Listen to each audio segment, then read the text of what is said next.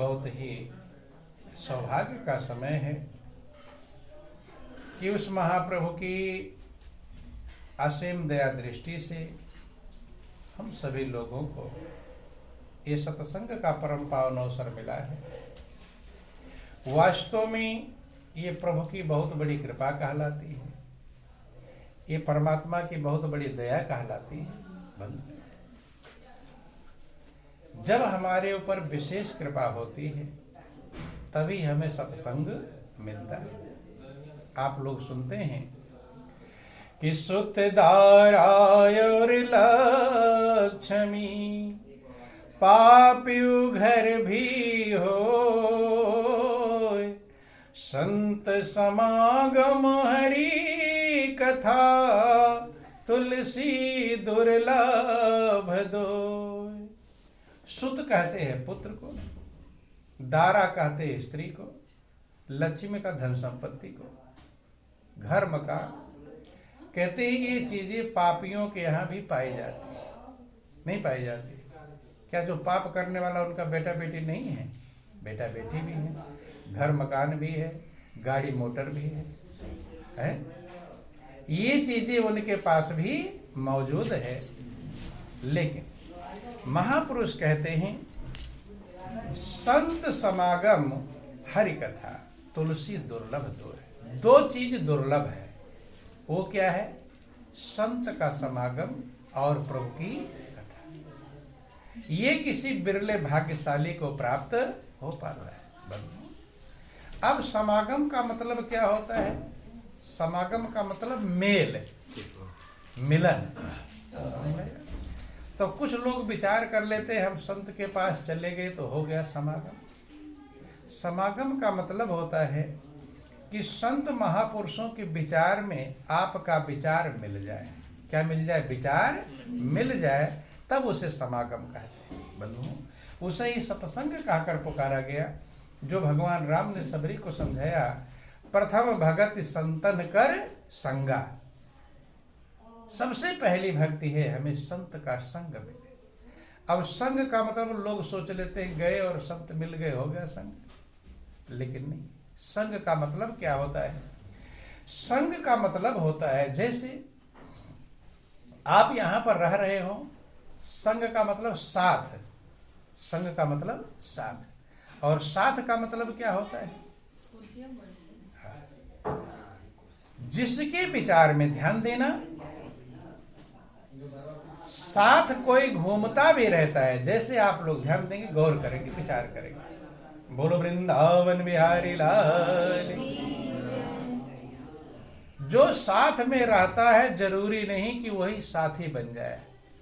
कभी कभी आप कहते हैं कि मेरा साथी उस गांव में है या उस शहर में है। क्यों वहां पर है? आपके साथ बहुत सारे लोग हैं, लेकिन आप कहते हैं कि मेरा साथी उस शहर में। तो साथी का मतलब क्या हुआ? साथ रहने से भी साथी नहीं होता। साथी का मतलब होता है जिसका विचार आपके विचार में मिल जाए। विचार का मिलना ही साथ कहलाता है। और विचार अगर नहीं मिला तो देखो, पति पत्नी जीवन साथी कहलाते हैं। क्या कहलाते हैं? जीवन साथी। अब शादी विवाह हो गया, साथ रहते हैं, लेकिन अगर दोनों का विचार नहीं मेल खाया तब जीवन साथी हो करके भी तलाक, मुकदमा, झगड़ा, लड़ाई हो जाता है कि नहीं हो जाता है?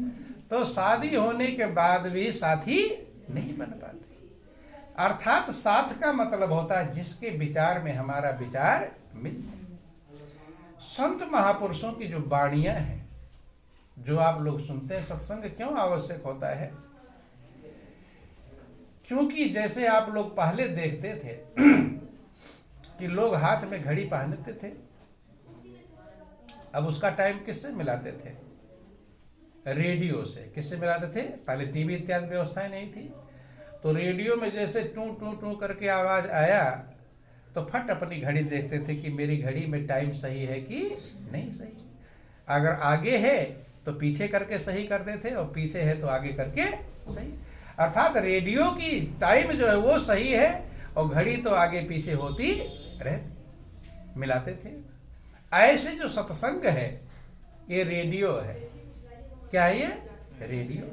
और आपका जो मन है वो हाथ वाली घड़ी है। क्या है? हाथ वाली घड़ी। मन तो आगे पीछे चलता रहता है। सत्संग इसलिए होता है कि हम अपने मन रूपी घड़ी को संत महापुरुषों की बाणी से मिलावें। क्या करें? मिलावें। आगे है तो पीछे करें, पीछे अर्थात जब महापुरुषों की बाणी के अनुसार आपका मन चलता है की तरह। बोलिए प्रेम से गुरुदेव महाराज की। जब बाणी के अनुसार आपका मन चलता है तब वो सही दिशा में चलता है। अगर महापुरुषों की बाणी कुछ कह रही है और हमारा मन किसी और तरफ चल रहा है तो सही में समझ लेना कि हमारा मन सही नहीं चल रहा है। कैसे समझेंगे कि मेरा मन सही चल रहा है? ये महापुरुषों की बाणी से जब हम मिलान करेंगे। इसीलिए महापुरुष कहते, इसीलिए सत्संग पर जोर दिया। और आप लोग सुनते हैं युगों का इतिहास आता, जो महापुरुष है भगवान राम भी सत्संग सुनते थे। भगवान शंकर का भी आप सुनते हैं कि वो भी सत्संग में जाया करते। क्योंकि सत्संग हमारे मन के मैल को साफ करता है। सत्संग वह आईना है, वह दर्पण है जो आपकी कमियों को, विकारों को दिखाता है, बताता है। जैसे चेहरे पर दाग धब्बा क्या लगा हुआ है, कैसे देखते हैं आप? आईने के साथ शीशे में देखते हैं। बंधुओं, आपको पता चल जाता है कि यहाँ लगा हुआ है, साफ करते हैं। तो ऐसे मन पर क्या क्या विकार है उसको देखने के लिए सत्संग रूपी आईना है। इसीलिए महापुरुष कहते हैं कि बिन सत्संग विवेक न होई और राम कृपा बिनु सुलभ न सोई। बिना सत्संग के विवेक पैदा नहीं। देखो विवेक सबके पास है, खाने का, पीने का, कमाने का, एक से बढ़कर एक होशियार है। लेकिन कह रहे बिन सत्संग विवेक ना हो। बिना सत्संग के विवेक नहीं। क्यों नहीं होता? क्योंकि खाने पीने, कमाने, सोने का विवेक तो हो जाएगा, लेकिन हमारी जिंदगी क्यों मिली है? जिंदगी का लक्ष्य क्या है? क्या मंजिल पाना है? इसका ज्ञान बिना सत्संग के संभव नहीं। बंधु, पूरी जिंदगी बीत जाती है लेकिन लोग ये समझ नहीं पाते कि मुझे क्या करना चाहिए, कैसे करूं तो मैं सही हो जाऊंगा। आज सोचते ऐसा कर लूं तब सही हो जाऊंगा, फिर कुछ दिन बाद सोचते ऐसा नहीं, अब ऐसा कर लूं तब सही हो जाऊंगा। बदलते रहते हैं और पूरी जिंदगी कन्फर्म नहीं कर पाते कि ऐसे ही जिंदगी जीने का तरीका है। कैसे जिंदगी जिए? क्योंकि जो जिंदगी का लक्ष्य, महापुरुष कहते हैं कि जिंदगी का लक्ष्य है कि आप अपने आप को आनंद मग्न कर लें। क्या कर लें? आनंद मग्न। क्योंकि मनुष्य के जीवन के समान कोई जीवन नहीं। शांतिमय बना ले, संतुष्ट कर ले। वहां से बोला लो, क्या कर रहे हो लोग? बोलो वृंदावन बिहारी लाल की, उमापति महादेव की। और सब लोग क्या चाहते हैं? संतुष्टि चाहते हैं। क्या चाहते हैं? संतुष्टि। बंधु, सब लोग आनंद मग्न होना चाहते हैं। क्या चाहते हैं? आनंद। बेचैनी चाहते हैं? आनंद चाहते हैं? क्या चाहते हैं? आनंद चाहते हैं। तो देखो, आनंद चाहते हैं, प्रयास भी करते हैं आनंद मग्न होने के लिए, लेकिन हो जाते हैं बेचैन। हो जाते हैं कि नहीं हो जाते? और प्रयास किस लिए कर रहे हैं? आनंद मग्न होने के लिए। प्रयास करते हैं सुखी होने के लिए और हो जाते हैं दुखी। कारण क्या है? कारण एक ही है कि जिस दिशा में हमें चलना चाहिए था उस दिशा में हम चल पाए, कहीं ना कहीं गड़बड़ी, कमी।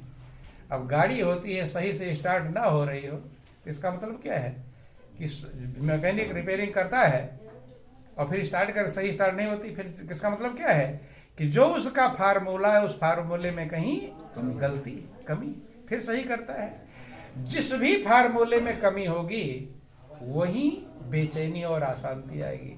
आपका शरीर है, शरीर का भी फार्मूला है, समझ में आएगा? जिस फार्मूले के अनुसार शरीर को चलना चाहिए उसमें गड़बड़ी हो जाएगी तो कहीं सर दर्द हो जाएगा, कहीं पेट में दर्द हो जाएगा कि नहीं? और जो सिस्टम है, फार्मूला है, उसके अनुसार अगर शरीर चलेगा तो शरीर भी कोई दिक्कत नहीं। ऐसे जीवन का फार्मूला, जिंदगी जीने का क्या तरीका है, जब तक ये सही नहीं होगा तब तक हमारा जीवन आनंद मग्न नहीं होगा। और आनंद मग्न अगर नहीं हुआ, जबकि आप लोग सुनते हैं कि आप सुख की राशि, किसकी राशि हैं? रामायण में लिखा गया कि ईश्वर अंश जीव अविनाशी और चेतन अमल सहज सुख राशि। जीव ईश्वर का ही अंश है और अविनाशी, जिसका कभी नाश नहीं होता। चेतन है, अमल है, मल रहित है, सहज सुख राशि, उसका स्वभाव ही सुख की राशि। किसकी राशि है? सुख की राशि। और लेकिन यहाँ क्या मिल रहा है? सुख की राशि। राशि माने ढेर, राशि का मतलब ढेर। जब खलिहान में ढेर सारा अनाज पैदा होता है तो उसे राशि कहते हैं। क्या कहते हैं? राशि। तो अपना प्रैक्टिकल गौर करें कि आपका जीवन सुख की राशि बना हुआ कि टेंशन की राशि? क्या बना है? टेंशन की राशि बना है, चिंता। और महापुरुष कहते हैं कि ईश्वर अंश जीव अविनाशी और चेतन अमल सहज सुख राशि। आगे वर्णन किया क्यों दुख की राशि बन गया। ध्यान देना कि सो माया बस भयो गोसाई और बंध्यो कीर मरकट की नाई। वही जीव माया के बस में बंध गया। किसके बस में बंध गया? माया। सुख की राशि था लेकिन माया के बस में हो गया तो क्या बन गया? दुख की राशि। ऐसे समझ लो जैसे आप बहुत होशियार हैं, चालाक हैं, बुद्धिमान हैं, सब कुछ है, लेकिन आपको आतंकवादी पकड़ कर लेकर चले जाए, बांध ले, तो होशियार, चालाक, बुद्धिमान तो हैं, लेकिन वहां जाकर आप खुश रहेंगे कि बेचैन? क्या रहेंगे? होशियार तो थे लेकिन अब बंधन में बंध गए, अब इसलिए बेचैन है। और जब तक उस बंधन से छूटेंगे नहीं तब तक चैन मिलने वाला नहीं। तो यही कारण जीव के लिए जो सुख की राशि जीव था, सो माया बस भयो गोसाई। रामायण वर्णन, वही जीव माया के बस में बंध गया। और कैसे बंध गया? बध्यो कीर मरकट की नहीं। कीर कहते हैं तोते को और मरकट कहते हैं बंदर को। पहले तोते को फंसाने वाले लोग क्या करते थे? एक चरखी नुमा यंत्र बनाते थे। आज की व्यवस्थाएं तो अलग है, पहले की व्यवस्थाएं थी। तो वो चरखी ऐसी होती थी, उसमें खाने वाला कोई सामान लटका दिया। अब जब तोता उस पर खाने को जैसे बैठता था तो जैसे बैठा चरखी वो घूम जाती थी नीचे की तरफ। अब बैठा इधर और घूम गया नीचे, अब ऐसे लटक गया। लटक गया तो गिरू ना इसलिए पकड़ रखा है। किस लिए? गिरू ना इसलिए पकड़ रखा है। और समझ में क्या आया कि कोई चीज मुझे पकड़ ली है, समझ में। और ये लटका और फंदक आया और उसे अपने झोले में ले जाकर बाजार भेज दिया कि कहें कबीर ललनी, उसे ललनी कहते, उस यंत्र को ललनी कहते थे। तो कहें कबीर ललनी के सुवना तो ही कवन करो, तुझे किसी ने पकड़ा नहीं है, तूने खुद पकड़ रखा है, लेकिन तू समझ गया कि मैं पकड़ा गया। ऐसे बंदर को फंसाने वाले लोग क्या करते थे? जंगल में पतले मुंह वाला कोई बर्तन गाड़ते थे, उसमें खाने का चना वना रख दिया। इतना मुंह पतला होता था कि बंदर का हाथ तो चला जाए लेकिन मुट्ठी भर जाए फिर निकले नहीं। अब बंदर ने हाथ डाल दिया, अब चने को पकड़ लिया, अब मुट्ठी मोटी हो गई। जब मोटी अब खींच रहा है पूरे बलपूर्वक, वो गड़ा हुआ है, एक बार खींचा, दो बार पूरा ताकत लगा दिया, और जब नहीं निकल पाया तो समझ गया कि मैं पकड़ा गया। क्या हो गया? पकड़ा गया।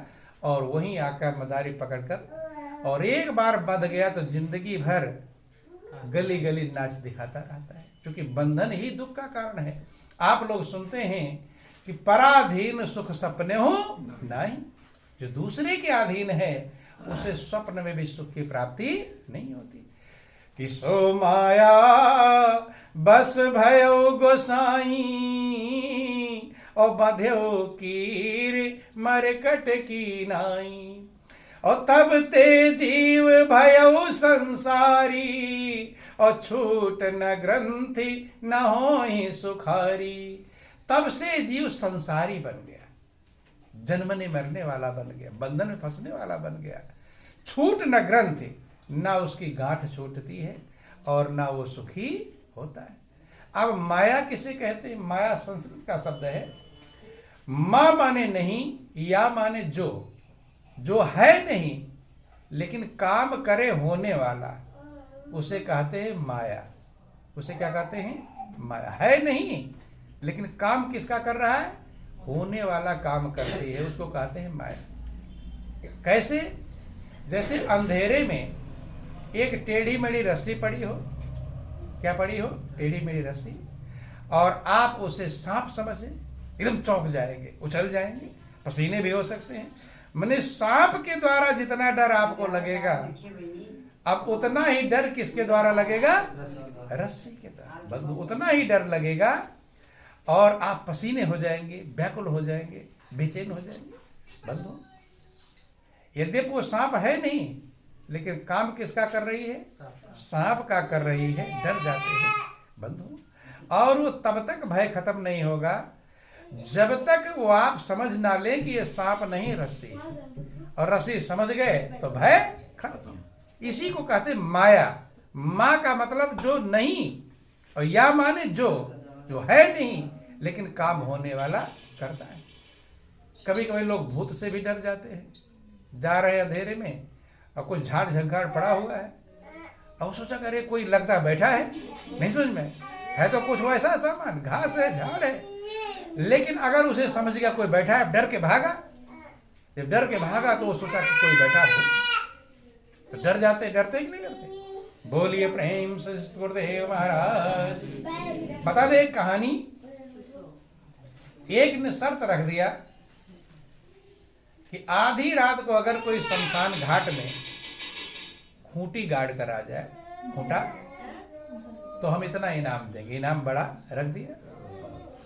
अब इनाम बड़ा था तो बंधु बोलो वृंदावन बिहारी लाल की जय।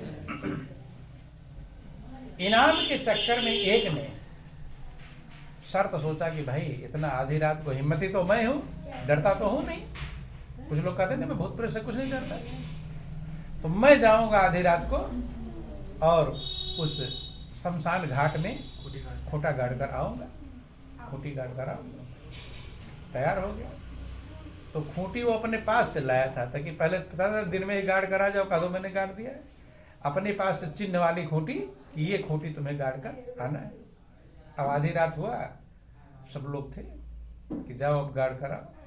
अब चल दिया, हिम्मती था।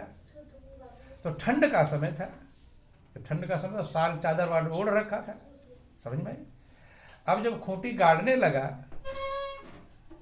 तो अब उस संजोग से उसके चादर का टुक्का, एक कोना उसी खूंटी नीचे गड़ गया।